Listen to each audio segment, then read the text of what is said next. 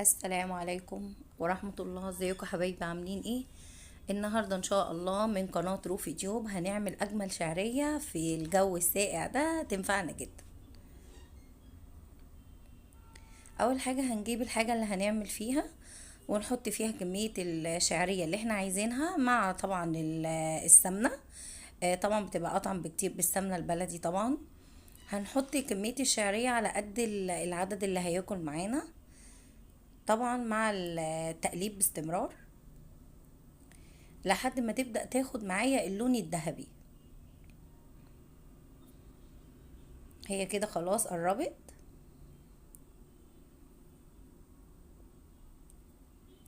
طبعا بقلب باستمرار عشان ايه ما تبقاش يعني تاخد لون حلو كده، ما تلسوعش مني، يعني مش عايزه اكتر لها الماده الدهنيه قوي.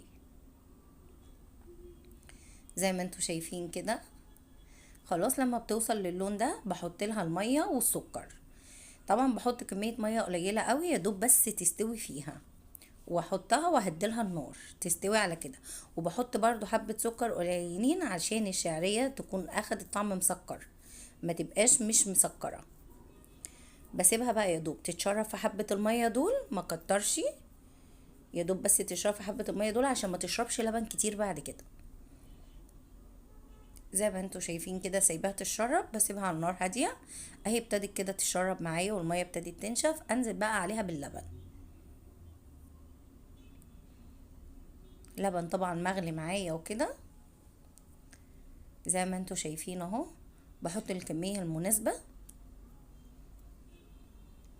طبعا، والسكر حسب احتياجنا ليه، او حسب ما انت بتحبي، يعني مسكر دلع حسب ما انت ما تحبي. وباخد معلقتين كريم جانتيه، ده طبعا بيدي له طعم ممتاز. وباخد ورقة فانيليا واقلبهم كويس جدا، ويا دوب بياخدوا غلوتين لاني اوريدي خلاص الشعرية مستوية. يا دوب ياخدوا غلوتين واطفي النار على كده. زي ما انتوا شايفين كده يا دوب غليت حبة اهو. ولما حسيت ان هي تمام قوي كده بطفي النار.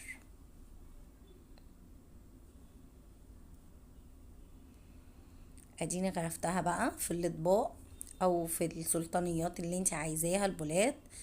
وتحطي بقى على الوش جوز هند، زبيب، قرفة، كل واحد طبعا واللي بيحبه.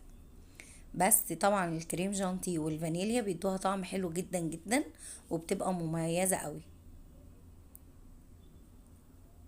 يا رب تكون الطريقة سهلة وبسيطة وبتنفع جدا جدا في الجو الشتا ده.